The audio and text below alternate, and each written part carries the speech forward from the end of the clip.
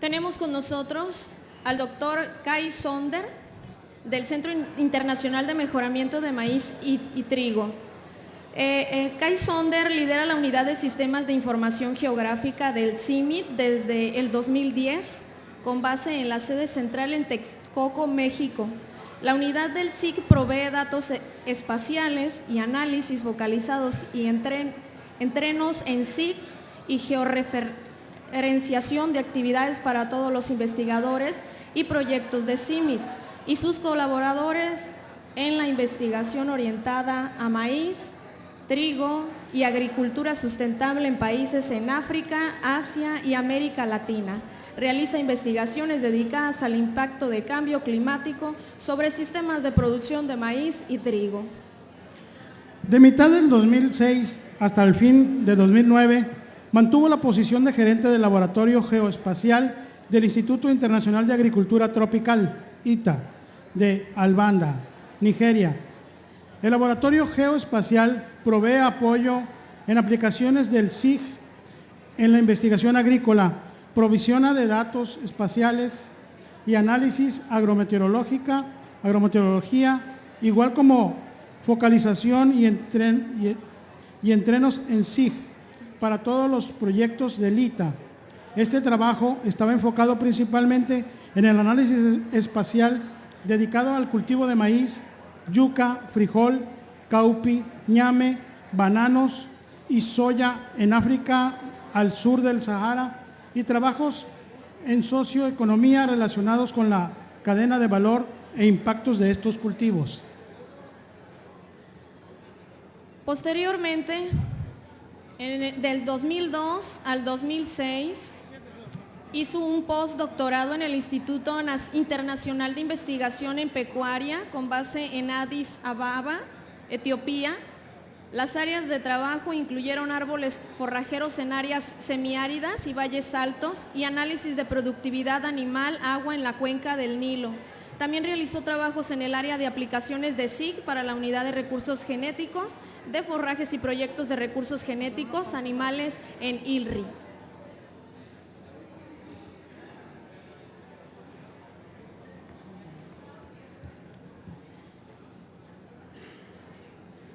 Ahora que hay silencio y que escuchan sus propias voces, le quisiéramos pedir, por favor, más respeto a nuestro siguiente expositor. Por favor, guardar un poco de silencio, y las personas que están paradas y desean participar de la conferencia, hay muchos espacios. Sí pedimos, por favor, silencio para continuar con el programa. El doctor Kai Sonder tiene un doctorado en Ciencias Agrícolas en la Universidad de Hohenheim, Stuttgart, Alemania. Lo vamos a sacar. Basado en investigación realizada de conservación de suelos y modelo de erosión en las laderas del sur, en la zona andina de Colombia, durante una estadía en el Centro Internacional de Agricultura Tropical, en Cali, Colombia. También recibió una maestría en fitotecnia tropical y agroecología en la Universidad Justus Liebig en Gießen, Alemania. Presentando la conferencia Impacto del Cambio Climático en la Producción del Maíz en México, con ustedes el doctor Kai Sonder. Un fuerte aplauso.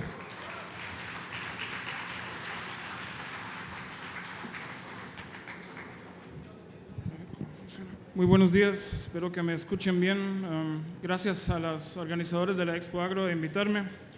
Mi nombre es Kai Sonder, pueden ver. Soy ingeniero agrónomo. Originalmente estos últimos días he trabajado más en áreas de geografía, cambio climático, estas cosas, por eso estoy hoy aquí. Como pueden ver, trabajo en el CIMMYT, es un centro de investigación dedicado al mejoramiento de maíz y trigo a nivel mundial. El cuartel general está en Texcoco, en el Estado de México, cerca de la Ciudad de México. Casualmente este año estamos cumpliendo 50 años de estar trabajando aquí y iniciado en los años 60 por nuestro colega Dr. Norman Borlaug, que ganó el Premio Nobel de la Paz por su involucramiento en la Revolución Verde. Para los que no conozcan, CIMMYT es parte de 15 centros que trabajan en todo el mundo con diferentes mandatos. Nosotros obviamente maíz y trigo, está el Centro Internacional de la Papa, otros que trabajan con arroz, con agua, con irrigación, con pecuaria. Yo he trabajado en mi vida laboral en 4 de estos, en África y Latinoamérica. CIMIT no solamente trabaja en México, tenemos oficinas en 9 países, pero trabajamos básicamente en todo el mundo, en Latinoamérica, en África y en Asia del Sur, especialmente India, Pakistán y China, igual en agricultura sustentable y mejoramiento de maíz y trigo, solamente para darles el contorno. Voy a hablar un poco de cambio climático, variabilidad climática, que no es lo mismo, mucha gente lo confunde. De dónde vienen los datos que estamos usando para analizar estas cosas. Parte de mi trabajo en CIMIT es mirar para adelante y ver cuáles retos o cuáles posibilidades tenemos en los próximos 30, 40, 50 años para nuestros cultivos y cómo vamos a poder acaparar esto. ¿Qué probabilidad tienen eso? Han escuchado de predicciones y qué se puede hacer al fin. Probablemente lo más importante, cómo va a afectar esto a la producción de maíz en México y en Sinaloa, en Sonora, para el trigo. ¿Qué es cambio climático? Aquí hay una definición general. Lo interesante para mí siempre es que mucha gente todavía niega que exista el cambio climático, especialmente en algunos países desarrollados, Estados Unidos. La industria en parte está muy interesada en negar que exista porque temen que el gobierno los obligue a pagar por los daños que hacen por las emisiones, ¿no? En algunos casos, igual para vehículos, todo el mundo que contribuye a esta polución. Yo tengo un amigo que trabajaba en las Naciones Unidas antes, hoy en día trabaja para la industria aseguradora grande en Inglaterra. Ellos lo contrataron como especialista para cambio climático y si las grandes aseguradoras empiezan a preocuparse por cambio climático, pienso que es algo así real y que nos afecta a todos, ¿no? Otra definición aquí, y es algo que está pasando en algunas partes. En otros lados todavía no. No siempre el cambio climático implica que las cosas empeoran. En algunos países con latitud norte, Siberia, Canadá, los cultivos se van a migrar más al norte y áreas que antes no se podían cultivar van a poder balancear algunos de esos efectos. ¿Qué es lo que está pasando? Básicamente la humanidad está emitiendo mucho dióxido de carbono. Aquí podemos ver más o menos qué pasó de 1950 hasta 2010, en el siglo pasado.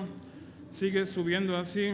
Hoy en día ya estamos creo que un poco encima de 400 en el 2016. ¿Qué implica esto? Que la atmósfera se va calentando y que tenemos cambios de precipitación y lluvia. Pueden ver aquí cambios de temperatura, pero aquí hay mucha variabilidad. El clima también en el futuro va a seguir ser variable. Podemos tener años muy secos, tenemos años muy húmedos o muy fríos o muy calientes. Hay muchos factores adicionales. Pero podemos ver que hay cierta tendencia de los cambios aquí. Cambios de temperatura en todo el mundo, de 1900 hasta el 2012. Pueden ver que hemos tenido un calentamiento bastante fuerte en todo lado, ya en esto. Esto también son promedios. Como dije, puede haber años fríos, años más calientes. Precipitación, lo mismo. Algunas partes se han afectado, tenemos más lluvias. En algunos otros lados, partes más secas que antes y va a seguir así, variable, pero también con tendencia hacia más seco en muchas partes. ¿Cuáles son los problemas? Todo el mundo contribuye a esto, todos los que manejamos carros, tenemos maquinaria, el ganado también contribuye en parte a eso y también tenemos que pensar en la agricultura, cómo podemos mitigar estos efectos negativos. Aquí todavía hay mucho que hacer. Hasta ahora las grandes naciones, hubo un acuerdo muy reciente en París, pero muchos países como India, China, Estados Unidos también no han firmado realmente algo muy sustancial ahí para poder reducir las emisiones en el futuro cercano o para mitigar esto. Les voy a explicar un poco, es muy poquito solamente. Hay diferentes maneras de mirar el futuro, diferentes predicciones y todas toman en cuenta aumento de población en el mundo, el uso de recursos. Entonces, al momento estamos viendo, hay 4 caminos posibles ahí, desde el 2.6, que tienen que ver con la cantidad de emisiones, hasta el 8.5. Cada uno tiene un diferente modelo. El 2.6 es muy optimista. Asumimos que la humanidad va a lograr muy pronto bajar las emisiones mitigar más el cambio climático, y el 8.5 más bien implica que vamos a seguir como lo estamos haciendo ahora, emitir más gases cada año como la población sube. Estamos en 7 billones de habitantes al momento, posiblemente en los años 2050 en 9 y hasta 11 si es posible al fin del siglo. Entonces, para mí el más probable al momento, lastimosamente, es el 8.5. Normalmente utilizamos solamente este. Generalmente la gente mira varios y dice, si hacemos esto, eso es el posible futuro, ¿no? Como va la cosa ahora, y ya estamos viendo ahora el efecto de emisiones de los años 60, 70, es muy difícil parar esto, ¿no? Si hacemos algo bien ahora, de pronto en 30, 40 años, nuestros hijos o nietos van a ver los efectos benignos, ¿no? Si no pasa eso, vamos a seguir peor que antes. Entonces, solamente para informarles. Y aquí pueden ver, hay varias asunciones sobre crecimiento de población. También, si seguimos creciendo como al momento, vamos a tener mucho más problemas, obviamente, con alimentar toda esta gente, usar el petróleo y todos los recursos naturales más. Si logramos a nivel mundial de tener planeación familiar mejor, en Europa y en algunos países ya se ha reducido eso, tenemos crecimiento negativo. Si logramos parar esto en todo el mundo, de pronto vamos a tener alguna otra cadena, pero más adelante. Igual crecimiento de las industrias está vinculado con esto. ¿Qué ha pasado en el pasado ahora? Ahora estamos viendo hasta 2016 más o menos, podemos medir el pasado, podemos ver qué pasó con la temperatura. Después, en el futuro, todavía no sabemos exactamente qué va a pasar, pero basado en las emisiones del pasado es las predicciones que usamos. Pueden ver aquí las diferentes curvas que puede tomar.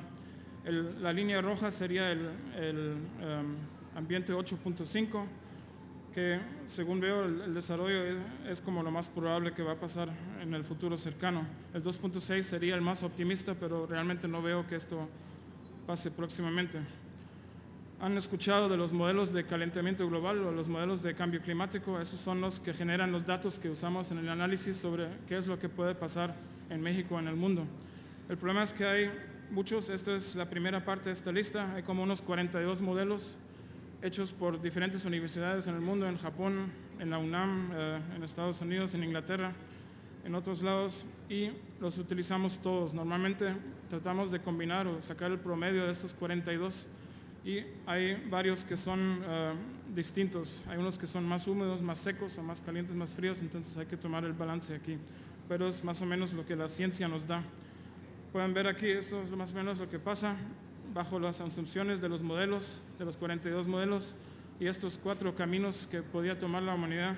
Tenemos muchos valores que utilizamos para el análisis, pero al fin está el promedio, que es lo que tenemos al momento. Igual, para calibrar estos modelos, miramos para atrás, corremos el modelo de cambio climático para predecir el pasado. Si el modelo funciona bien para predecir el pasado, estamos más o menos seguros que va a funcionar también para predecir lo que va a funcionar o que va a pasar en el futuro, en los próximos 30, 40 años. Estas son predicciones de cambios de precipitación a nivel global. Pueden ver, hay algunos lados que van a ser más, donde va a haber más lluvia, lo que es azul, África del Este, por ejemplo. Casi todas las predicciones dicen que va a ser más húmedo, entonces no siempre implica que va a ser más frío, más seco, pero también puede haber más lluvia. En algunos casos también más lluvia en poco tiempo, entonces tenemos más problemas con erosión. Hay que tomar esto en cuenta también. Temperatura, lo mismo. Aquí tenemos los dos modelos, el muy optimista a la izquierda, el muy pesimista o el más realista a la derecha. Pueden ver, casi todo el mundo vamos a tener alzas de temperaturas muy fuertes. Para la agricultura, como voy a explicar más rato, es un problema más o menos grave. Obviamente aquí en Sinaloa, maíz, el cultivo casi más importante. México también culturalmente. En todo el mundo, maíz ya también está, creo que en el segundo puesto en área en el mundo, y está incrementando porque la gente tiene más demanda para alimentos animales, ¿no? Entonces, maíz se va a seguir produciendo en más área y con más cantidad de producción. Les voy a mostrar algunos estudios que se han hecho en los últimos 10, 15 años, todos dedicados a México y enfocados al cultivo de maíz. Esto, nuestros colegas Thornton y Jones, que trabajaban para CIAT en Colombia y ILRI en Etiopía, Ellos estuvieron mirando hace buen rato ya con modelos anteriores. Pueden ver la región Centroamérica, México como total. En todo lado tenemos efectos negativos. Si seguimos con las mismas variedades que hoy, con el mismo sistema de producción bajo el cambio climático, vamos a perder producción en todo el área. El señor Klein en 2007 también hizo un análisis a nivel global. Pueden ver México bastante rojo, pérdidas de 25% a nivel de todo el país. Eso sería el promedio en este caso. Algunas partes de México, como los valles altos, se van a beneficiar por el cambio climático, según hemos visto, pero gran parte del país, especialmente las partes más tropicales o más secas, van a sufrir más. Thornton Jones, esto ya lo teníamos, perdón. Unos colegas nuestros de la Universidad de Stanford en California, David Lobel, ellos miraron 20,000 ensayos de maíz en África y mostraron básicamente que hasta bajo un manejo óptimo, esos son ensayos que CIMMYT y colaboradores han hecho en los últimos 30, 40 años en el continente, que por cada grado adicional de temperatura encima de los 30 grados, temperatura máxima, perderían 1% de rendimiento. Entonces, también efectos muy fuertes. Aquí en México con trigo hemos visto algo muy similar. Bajo cultivo, bajo condiciones de sequía, si tengo sequía y calor al mismo tiempo, el efecto es mucho más fuerte. Pierdo por cada grado adicional, pierdo 1.7 de producción por día básicamente en la cosecha.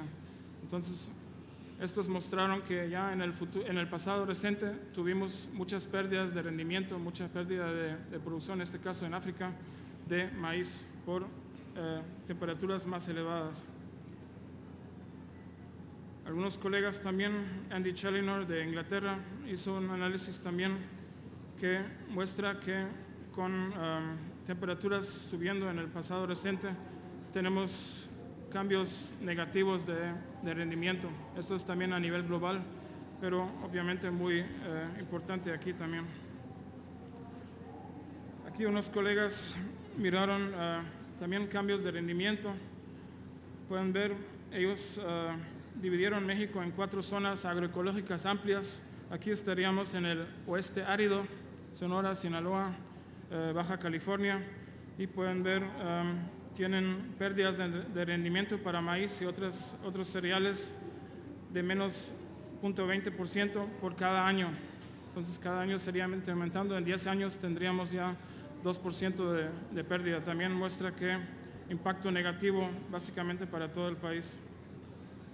Unos colegas de Chapingo y de la UNAM hicieron este estudio en 2014, del Banco de México en este caso, y también mostraron que vamos a tener un impacto negativo para los años 2050 de área de producción. Los precios obviamente van a subir, que puede ser bueno para muchos productores, para los consumidores de tortillas, algo muy negativo, ¿no? El país se preocupa. En 2008 ya tuvimos el efecto, Estados Unidos estaba comprando mucho maíz para biodiesel o biocombustibles, tuvo impacto negativo sobre los precios de maíz en México. Esto también puede venir adicional. Este fue el estudio ahora de los colegas de Chapingo, de la Universidad de Chapingo y de la UNAM. Ellos empezaron a mapear cambios de aptitud para maíz en todo el país.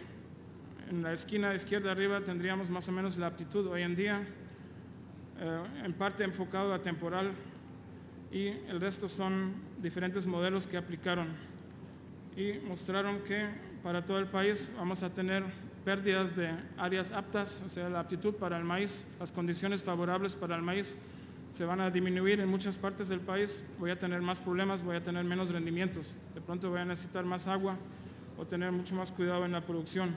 Pueden ver aquí, estos son los números de municipios que tienen vulnerabilidad hacia la producción del maíz porque las áreas muy aptas van a bajar. Entonces, ya 2,000 municipios estarían afectados, al menos medio, 150 en el momento, cambios muy bruscos o muy drásticos. Estos son unos análisis que hicimos en CIMMYT en los últimos años. Esto es un mapa básicamente de los cambios de temperatura mínima para todo el país para los años 2050. Los años 2050 implica que estoy mirando el tiempo de 2040 hasta 2070 y miro los promedios. Los modelos de cambio climático no permiten decir en el año 2049 va a pasar esto, no lo sabemos, ¿no? Solamente podemos decir en los años 2050, en el promedio 2040 a 2070, eso es más o menos que va a pasar. Vamos a tener temperaturas, pueden ver, mínimas mucho más altas. Para un cultivo como el trigo en Sonora, esto es algo muy grave. Nuestros colegas, les voy a mostrar ahora, mostraron que por cada grado que la temperatura en enero, febrero, marzo sube en Sonora, pierden 10% de rendimiento de trigo. Entonces, en un año bueno pueden tener 7,5 toneladas. En un año poco más caliente, 5.5, como pasó los últimos 2 o 3 años.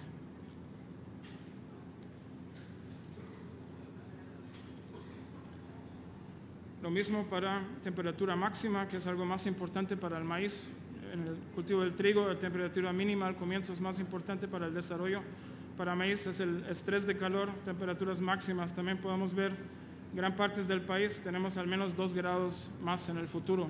Eso todavía no dice que un año no puede ser caliente o frío, pero en general vamos a tener 2 grados en promedio más estrés para la planta. Necesito más agua en irrigación o más lluvia en temporal. Y comparando con mis insumos en un año normal, también voy a tener problemas, voy a gastar lo mismo o más para tener el mismo rendimiento que antes. Precipitación, un poco más variado, viendo todo el país, pueden ver algunas partes como Baja California Sur o en el centro del país, vamos a tener algunas áreas que van a recibir más precipitación. En algunos casos pueden ser lluvias torrenciales según las predicciones, entonces es más difícil manejarlo. Y en algunas otras partes como Chiapas tienen hasta 4,000 milímetros por año. Ahí no es tan grave esto, si pierdo 10, 15, 20% todavía puedo producir bien. Pero todo esto en combinación con temperaturas más altas va a implicar que producción de maíz o de otros cultivos va a ser un poco más difícil.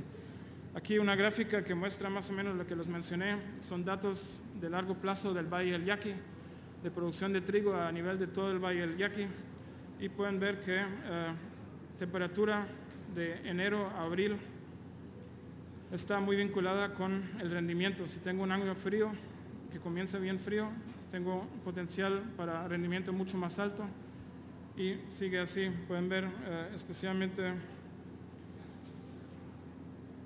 aquí el año 2012, 2013 hubo problemas. Lo interesante aquí es que INIFAP, el patronato y CIMID en Sonora trabajaron juntos ya muchos años para sacar variedades tolerantes al calor, en parte de la sequía también, y podemos ver en el 2014 ya muchos productores en el Valle del Yaqui se habían cambiado a una variedad nueva. Y podemos ver, aunque el 2014 la temperatura era más alta que 2012 y 2013, el rendimiento no bajó tanto. Entonces, invirtiendo en variedades nuevas, invirtiendo en la investigación, se pueden balancear algunos de esos efectos negativos. Lo que hay que hacer es continuamente seguir el proceso de mejoramiento y seguir sacando variedades nuevas, también ajustar el sistema de producción hacia más sustentabilidad. Y aquí pueden ver, estos son temperatura mínima, predicciones, cómo van a cambiar en Ciudad Obregón. Pueden ver en casi cada mes vamos a tener 1 o 2 grados más en promedio. Entonces, comparando con la gráfica anterior, esto tiene implicaciones bastante graves. Ellos ya saben que van a necesitar variedades más fuertes para tolerar esto, para seguir produciendo la misma cantidad. Si no logran eso, van a tener reducciones fuertes de rendimiento a largo plazo.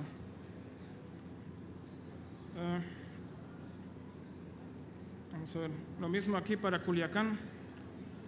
Hicimos el mismo análisis y pueden ver también esa es temperatura máxima, que es más relevante para el maíz, pero también pueden ver en cada mes van a tener temperaturas en promedio más altas. Igual implica otra vez, necesito más agua, la planta va a tener más estrés y voy a tener que invertir sistemas de goteo, proteger las represas más y hacer todo el sistema en general más eficiente, también la planeación. Precipitación, que aquí como no siembran tanto en temporal, no es tan importante, pero es lo que llena las represas. Y esto es también lo mismo para Culiacán. Tendríamos que ver toda la cuenca de las represas aquí para ver cómo entra esto, pero son claras las reducciones. Hay varias publicaciones hechas aquí en México que muestran que va a haber menos agua también disponible, ¿no? Igualmente la población humana va a subir. En Sonora ya tienen el problema que están peleando con el agua, por el agua con Hermosillo, ¿no? Porque hay interés por la población y por la industria. Entonces para la agricultura va a ser más difícil defender esto. Igual para otra parte de Sinaloa, más al norte, pero en el mismo escenario vamos a tener más temperatura a largo plazo, igual los mismos problemas para los cultivos. Hace 2-3 años analizamos el cambio climático, el efecto del cambio climático para producción de maíz directamente para todo el país. Pueden ver todas las zonas que son rojas perderían rendimiento hasta los 2050 en temporal, y todas las áreas verdes ganarían algo. Como les dije, no siempre implica que las condiciones empeoran, especialmente las partes altas de México, las sierras, pueden estar bien favorecidas en estos casos. ¿Qué tengo que hacer aquí? Como el gobierno o los productores tienen que planear igual, tengo que tener variedades buenas también para estos sitios para aumentar la producción, para balancear las pérdidas que tengo en otras partes del país. Pero en algunos lados pueden ser muy graves. Lo mismo aquí para riego, y pueden ver Sinaloa está más o menos naranja-rojo, entonces aquí estarían las mismas pérdidas. Esto es asumiendo que seguimos utilizando las mismas variedades que hoy. Si en 20-30 años tendríamos variedades nuevas que espero que lleguen poco a poco, podemos balancear esto también, pero en total implica que vamos a perder cantidad de producción, rendimientos, y todo el sistema de producción tiene que acoplarse a eso, o tenemos que buscar otras alternativas. En algunos casos graves, cuando maíz ya no es sustentable, habría que cambiarse a un cultivo más tolerante a la sequía, sorgo, millo, con otras demandas, con otros precios, obviamente. Esto solamente para mostrarles el ejemplo que es relevante para el sur de México también. Esto fue Centroamérica. Hicimos un estudio junto con nuestro centro hermano CIAT sobre maíz y frijol. Igual podemos ver más o menos el mismo panorama. Muchas áreas que pierden rendimiento. Las partes altas, como el altiplano de Guatemala, aumentaría. Y algunas zonas costeras en Honduras y Nicaragua también, que son parecidas a Campeche, Quintana Roo o Chiapas. Pero eso hoy en día en muchos casos es frontera agrícola, son selvas que también deberíamos proteger porque nos ayudan a mitigar el impacto del cambio climático. Entonces, algo delicado a veces expandir en estas áreas. Entre las predicciones también muchas veces se prevén sequías más frecuentes. Si hay más lluvias, en muchos casos la temporada de lluvia va a ser más corta, lluvias con más intensidad, y obviamente también posiblemente heladas, que aquí han tenido muchas experiencias malas en los últimos años. Entonces, para resumir, posibles consecuencias del cambio climático aquí: temperaturas más elevadas en básicamente todo el país, especialmente en las áreas tropicales. Eso va a tener un impacto fuerte. En las partes más elevadas del país no tiene que ser tan fuerte. Nuestros colegas en CIAD en Colombia hicieron unos estudios y compararon ciertos sitios para ver cuáles sitios en el país tienen la misma temperatura hoy que otra parte va a tener en el futuro, y compararon los sistemas de producción. Miraron una zona cafetera en el sur de Colombia, y cuando miraron las predicciones del futuro, vieron que la gente tendría que cambiarse a, digamos, piña o ganadería, ¿no? Algo muy diferente al cultivo del maíz. El cambio sería muy brusco. Hay que invertir mucho en extensión y planear bien para poder acoplar todo el sistema de producción para que los productores se cambien a largo plazo. Menos lluvias en muchas áreas, más lluvias en algunas áreas, pero pueden ser más torrenciales. Tengo más problemas con erosión, tengo que cuidar más el suelo. En el estudio en Centroamérica también comparamos suelo bueno y impacto suelo malo. Un suelo bien manejado, con buena materia orgánica y más estable, puede balancear, que puede contener más agua o mantener más agua durante el periodo del cultivo, puede balancear muchos efectos negativos. Un suelo degradado, con mucho impacto de erosión, el impacto, las pérdidas de rendimiento serían mucho más altas. Entonces eso es algo muy importante, el manejo del suelo, el manejo del sistema de producción en total. Entonces menos agua de riego en algunas partes, o también tengo que ver cómo llevo agua a otras partes. De pronto tengo que transportarlo más lejos y tengo que cuidarlo más. Mejores condiciones para maíz en valles altos, de pronto también para otros cultivos.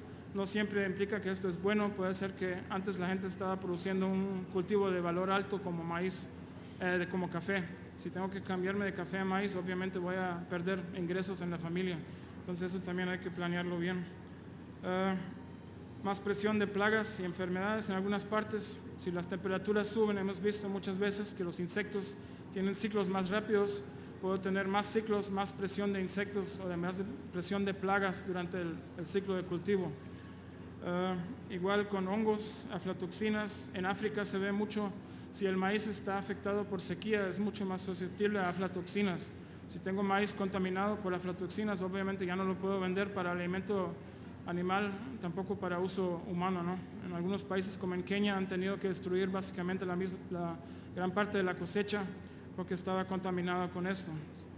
También algo, y nuevas plagas igual pueden invadir o pueden surgir a las que todavía no estamos preparadas. También algo muy importante de invertir aquí en mirar adelante, prever, usar modelos para ver cuáles plagas, cuáles enfermedades pueden entrar nuevamente en mis zonas y cómo tengo que acoplarme con esto, con variedades tolerantes o resistentes, con nuevos plaguicidas, algo así.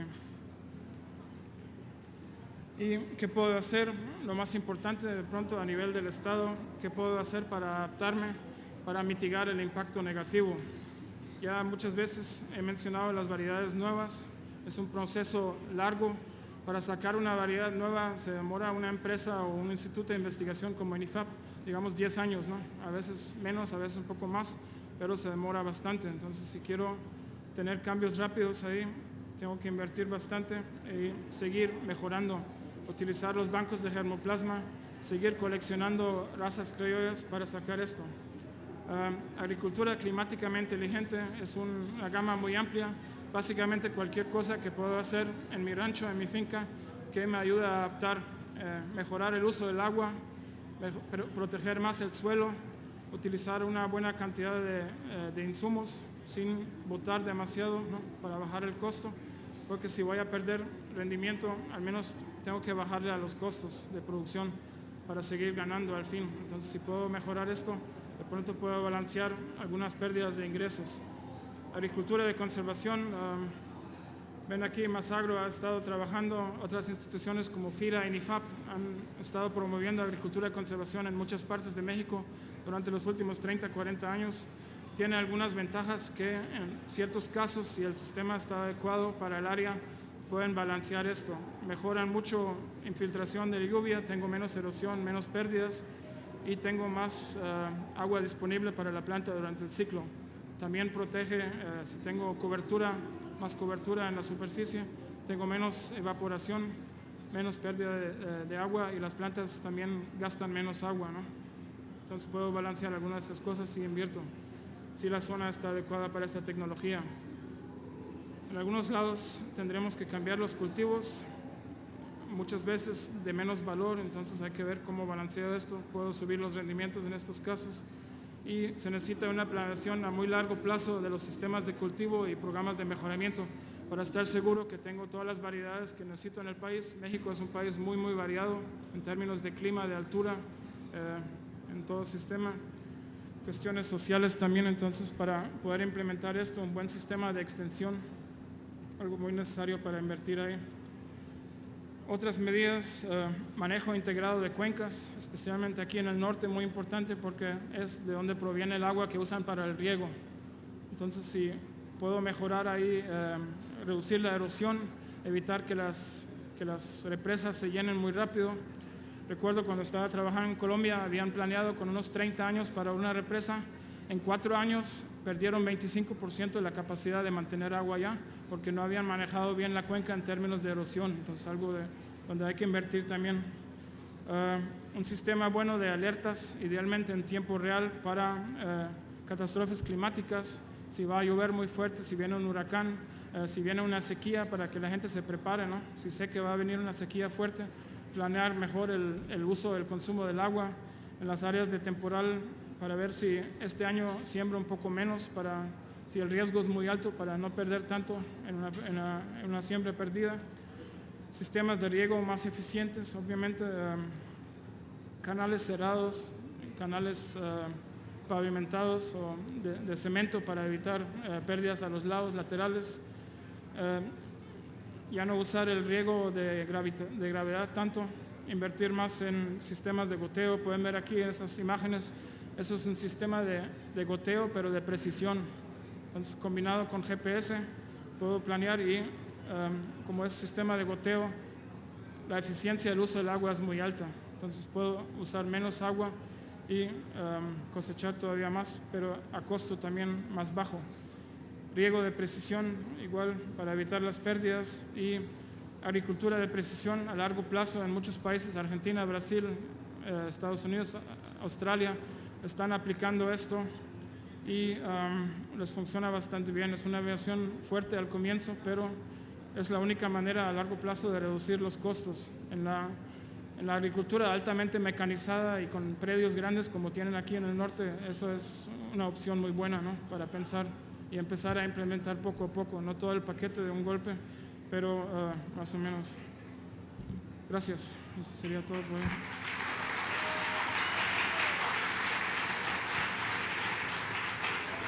Gracias, doctor. Gracias, doctor. Muy interesante. Pues como vemos, es grave el problema, es fuerte. En nuestras manos puede estar o poner nuestro granito de arena. Muy bien, tenemos tiempo para preguntas, respuestas. Por acá hay.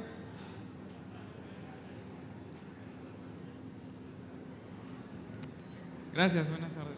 Una pregunta.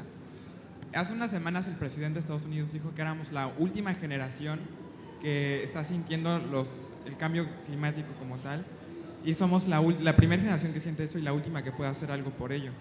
Entonces, ¿qué estamos esperando México como país? Porque el maíz ocupa el 77% de la superficie sembrada en México para implementar las acciones y de adaptación para el cambio climático.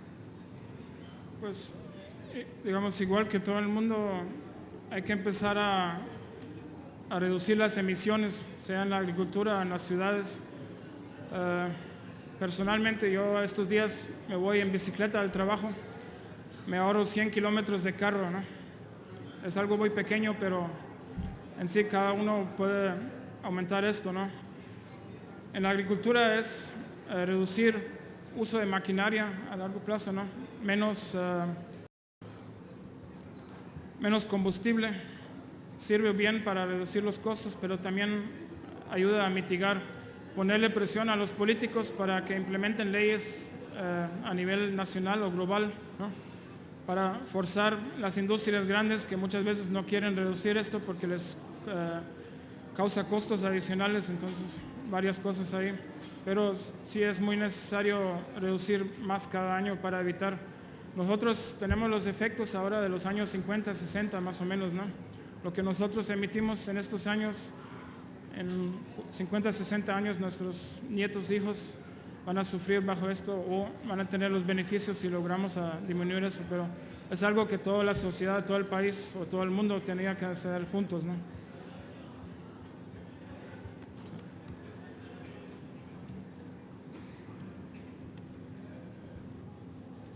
Sí, buenas tardes, doctor. Oiga, el tema es pues cambio climático, ¿no? El diagnóstico que usted nos da, pues la verdad no alienta mucho, ¿no? Si establecemos la relación con precipitación, temperaturas, inestabilidad en esos dos esquemas que van directamente a la agricultura, haciendo un lado a los políticos y al gobierno, en mi comentario, que por cierto no hay mucho que festejar por ahí, los productores, los técnicos, doctor, ¿a dónde tenemos que enfocarnos?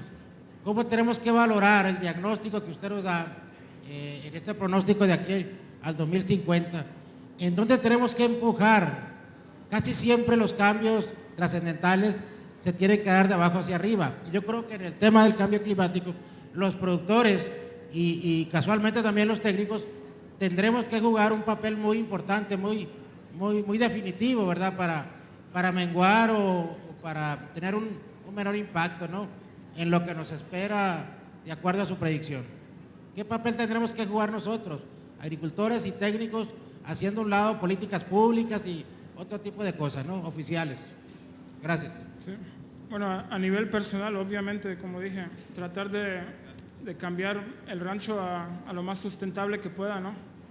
Tratar de reducir el uso de insumos, del trabajo en total, usar mucho más eficientemente los insumos y al mismo tiempo demandar de la política, hacer presión, demandar inversión en los sistemas de mejoramiento.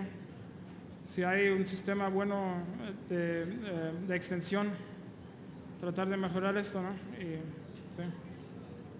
Algunas iniciativas, pues Más Agro, donde tengo parte de mi trabajo, surgió de la preocupación del gobierno del cambio, pensando en el cambio climático, ¿no?, de tener que producir más alimentos para 150 millones de mexicanos en el futuro lejano, ¿no?, mucho más que hoy. Entonces ahí tratar de mejorar las cosas a nivel propio, que lo puedo hacer yo mismo, y tratar de presionar mediante las elecciones o movimientos que cambien la política a nivel del país o del Estado. Sí. Muy importante la pregunta y el comentario. ¿Qué podemos hacer como productores? Hay que buscar hacer lo que nos corresponde y seguramente tener que sumar a todos los demás, ¿no?, que es muy difícil aquí en México sumarnos, ¿no? ¿Algún otro comentario? ¿Alguna otra pregunta? Por acá tenemos una y ahorita la señorita, por favor.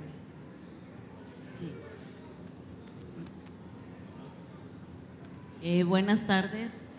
En primer lugar, felicitarlo por su exposición. Y la otra, creo que el problema más grave es cultural. Día con día siguen las mismas costumbres en el campo, utilizando los amoníacos, la urea, maltratando más el suelo. Si hacemos un cambio pequeño en la nutrición del cultivo de maíz, vamos a favorecer mucho al fenómeno antiestrés. Creo yo que ahí es donde la clave está en cambiar un poquito el mal uso del suelo. Ya terminamos con el suelo, tenemos suelos muy pobres, por lo tanto la producción es mucho más cara y la productividad va para abajo. Hay algo que dice que Dios siempre perdona, el hombre a veces perdona, pero en la tierra nunca nos va a perdonar el daño que le hemos hecho. Gracias.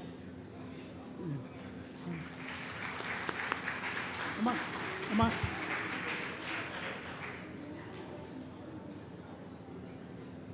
Tengo una pregunta. ¿Esto del maíz transgénico es una alternativa viable para hacer frente a los efectos del cambio climático? Otra vez, por favor. La acústica está muy mala, perdón. Que si el uso del maíz transgénico es una alternativa viable para hacer frente a los efectos del cambio climático. Pues aquí en México es un tema muy delicado, ¿no?, por la cuestión cultural y los criollos en todo el país. Entonces, pero con mejoramiento convencional junto con biotecnología se puede producir lo mismo, ¿no? Todas las variedades tolerantes a la sequía que tenemos hoy en día están hechas sin organismos modificados genéticamente, entonces no es necesario. Puede ser una opción, pero especialmente en México creo que es algo muy complicado, ¿sí?, como sabemos. Bien, si no hay alguna otra pregunta o algún otro comentario, pues pasamos a agradecer al doctor Kai Sonder por su participación. Doctor, a nombre de Expoagro Sinaloa, muchísimas gracias, doctor.